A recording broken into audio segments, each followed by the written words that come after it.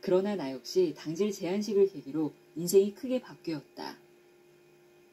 어떠한 의견이 있다면 일단 해보자가 내 지론인지라 일단 나는 저녁에 먹는 탄수화물을 끊어보기로 했다. 저녁 메뉴를 구운 돼지고기와 양배추를 정하고 그것만 계속 먹었다. 정말 가벼운 마음으로 시작한 탄수화물 제한이었건만 매일같이 기름진 돼지고기를 먹은 내 몸에 급격한 변화가 나타났다. 앞서 말했다시피 당시에 나는 경도비만과 이상지질 혈증이 있는 상태였다.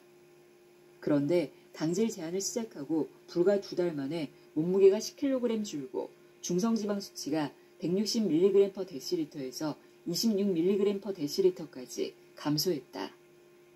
지방이란 일반적으로 동물 체지방의 90%를 차지하는 중성지방을 가리킨다. 지질은 중성지방과 지방산을 포괄하는 단어이나 식품과학에서 지방과 지질은 거의 비슷한 의미로 사용된다. 진심으로 깜짝 놀랐다. 아무리 칼로리를 제한해도 나아지지 않던 비만과 이상지질 혈증이 개선된 것이다. 탄수화물을 끊으니 위산 역류가 사라졌다. 탄수화물을 끊고 첫째로 느낀 점은 저녁에 고기와 채소뿐인 식사를 하면 배가 고프다는 사실이었다. 그동안은 늘 위가 찢어지도록 배불리 먹었기에 빵이나 밥 없이 반찬만 놓고 먹으니 아무리 먹어도 위속이 덜 찼다. 그렇게 탄수화물 제한을 계속한 결과 젊어서부터 시달린 식후의 더부룩함과 위통, 신물이 올라오는 느낌이 싹 사라졌다. 위산을 억제하는 약에 의지하는 일도 없어졌다. 또한 과거에 탄수화물을 먹고 느꼈던 비정상적인 포만감이 아닌 위 본연의 만족감이 들기 시작했다. 이 체험은 나에게 그야말로 신세계를 열어주었다. 한편으론 위통의 위산을 억제하는 약이나 점막 보호제를 처방하는 치료 방식밖에 몰랐던 스스로의 진료가 부끄러워지기도 했다. 마침내 위통 증상의 약 40에서 60%를 차지한다는 기능성 소화불량의 원인이 밀을 포함한 탄수화물에 있지 않을까 하고 생각하게 되었다. 병원에 가도 낫지 않는 원인 불명의 위통. 나 역시 당질 제한을 알기 전까지는 선배 의사들에게 배운 대로 더부룩한 증상의 환자에게 위산 분비 억제제나 위 점막 보호제를 처방했다. 환자가 잘 낫지 않는다고 하소연해도 나을 약을 처방했으니까 나아질 겁니다. 이보다 더 좋은 약은 없거든요. 라고 설명했다. 그때는 나 또한 처방을 계속해도 좀처럼 개선되지 않는다는 인상을 받기도 했다. 다만 소화기과 의사로서는 위암이나 위궤양일 가능성이 없는 한 환자의 목숨과 연관될 질병은 별로 없다고 판단했다. 하물며 나는 외과의였기에 속이 더부룩한 증상은 내과 담당이라고 선을 긋고서 진지하게 마주하지 않았다. 빵도 밥도 안 되면 무엇을 먹어야 할까? 당질 제한의 효과를 몸소 실감한 나는 외래 진료의 방식을 바꾸었다. 위통으로 내원하는 경우에는 약 처방보다 식사 지도를 중심으로 진료하는 편이 환자에게 더 이롭겠다고 판단해서였다. 그렇지만 한 명당 약 5에서 10분이 할당되는 외래 진료에서 식사에 대한 환자의 사고방식을 바꾸기에는 시간이 너무 부족했다. 탄수화물을 줄이세요 라고만 말했다가 오히려 반발을 사기도 했다. 반발하던 환자들을 바꾼 마법의 말. 내 클리닉의 경영적인 부분을 고려한다면 괜한 제안을 하기보다 약을 처방하는 편이 진료 시간도 단축됐다. 무엇보다 약 처방을 원하는 환자에게 굳이 환자의 의견을 부정하고 다른 답을 내 가능하려나? 갑자기 식사 전반을 조절하라는 제안은 환자에게 매우 어려운 진입 장벽이 쉬울 뿐더러 실천하기도 쉽다는 사실. 빵이 위장에 나쁜 이유. 위에 머무르는 시간이 길다. 사실 우동, 빵, 파스타처럼 미리 주 원료인 식품은 하나같이 위 내시경보다는 밥알, 빵 부스러기가 압도적으로 많다.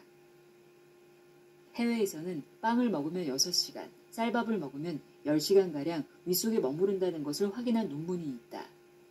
이 연구는 내시경 검사에 앞서 몇 시간을 단식해야 할지 정하는 기준이 되었다.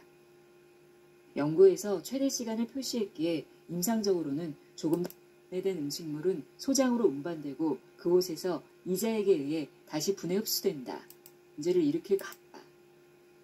최근에는 글루텐 섭취를 피하자는 뜻의 글루텐 프리가 필요한 사람 AG, 최종 당화산물이라는 노화물질이 만들어진 증을 유발하거나 아침, 빵이 한두 시간 동안 혈당이 오른다.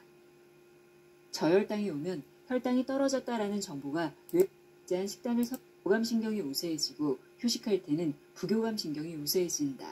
나 가볍게 침대 일어나서 교감신경을 아는 사람도 있겠지만 빵의 주 원료인 밀 그리고 쌀 원인 중 하나이다. 다르지 않다. 내가 운영하는 소화기 클리닉에는 속이 더부룩한 증상으로 내원하는 사람도 많다. 여러분도 속이 더부룩함을 느낀 경험이 있을 텐데 대체 이 더부룩함의 원인은 무엇일까? 돈가스 덮밥을 먹었더니 속이 그렇다고는 하나 일반적인 식사에서 재구축에도 지장이 생긴다. 이것은 다양한 질병을 일으키는 원인이 흡수된 탓할 역할이 없다. 소화기관은 탄수화물이 버겁다. 소화 과정상의 화학적 소화와 관련하여 소화효소 당질을 적극적으로 섭취해야 합니다. 확실히 뇌와 근육은 당질을 먼저 흡수한다. 하지만 당질 자체가 인체에 방치되면 염증을 일으키는 위험한 영양소여서 해독을 위해 어쩔 수 없이 우선 사용하는 것일 뿐이다. 당질은 인간에게 최소한은 필요한 영양소지만 지나치게 섭취하면 독이 된다. 생존에 최소한은 필요하지만 과하게 흡수하면 몸을 해치는 물질로 변화하는 역류성 식도염이 식도암의 원인이 되기도 이 질환으로 이어 사실이다. 그러면 역류성 식도염을 악화시키는 원인이 된다. 이것은 고기와 채소만 먹었을 때하고는 전혀 다른 고기와 탄수화물을 함께 먹었을 때 나타나는 폐해이다. 해외에서도 비만 여성에게 저탄수화물, 고지방 식이요법을 진행한 결과 10주 뒤에는 역류성 식도염의 약물 치료가 불필요해졌다는 보고가 나왔다. 따라서 안이하게 약물 치료를 하기보다는 식생활부터 개선해야 한다고 할 수 있다. 거창하게 탄수화물을 제한하는 프랑스 잠언에 이런 말이 있다고 합니다. 먹는 것은 본능이지만 제대로 먹는 것은 기술이다. 설명하고 있습니다. 예사로 먹는 아침빵을 왜 끊어야 할까요? 그것은 빵이 몸에 나쁜 음식이기 때문입니다. 이제 소장의 점막에 흡수됩니다. 소화가 덜 된 음식물을 빵을 먹는 것은 왜 좋지 않을까요? 당질이 많습니다. 더구나 아침에는 혈당을 먹으면 혈당치가 더 합계 약 10만 명의 위장을 진찰한 제가 지금까지의 임상 경험으로 미뤄지니 과식하게 된다는 탄수화물 위주로 먹어야 배가 잔뜩 불러서 만족스럽다는 사람도 적지 않습니다. 탄수화물은 음식의 노예가 되면 위장에 큰 부담이 갈 환자도 당연히 있어. 그리고 실제로 아침빵을 끊은 환자에게서 다음과 같은 소화 방지에도 효과적입니다. 만약 당신이 건강수면 당질의 섭취를 제한하여 당뇨병을 다스리는 식이요법이다. 탄수화물은 대부분 칼로리가 없는 식이섬유와 실제 에너지원이 되는 당질이 결합된 형태로 존재한다. 저녁에 먹는 탄수화물을 끊어보기로 했다. 저녁 메뉴를 구운 돼지고기와 양배추로 정하고 그것만 계속 먹었다. 정말 가벼운 마음으로 시작한 탄수화물 제한이었건만 매일같이 기름진 돼지고기를 먹은 내 몸에 급격한 변화가 나타났다. 앞서 말했다시피 당시에 나는 경도비만과 이상지질 혈증이 있는 상태로 사용된다. 넘어서부터 시달린 식후의 더부룩함과 위통, 식물이 올라오는 느낌이 싹 사라졌다. 위산을 억제하는 약에 의지하는 일도 없어졌다. 또한 과거에 탄수화물을 먹고 느꼈던 비정상적인 포만감이 아닌 위 본연의 만족감이 들기 시작했다. 이 체험은 나에게 그야말로 신세계를 열어주었다. 한편으론 위통의 위산을 억제하는 약이나 점막 보호제를 처방하는 치료 방식밖에 몰랐던 스스로의 진료가 부끄러워지기도 했다.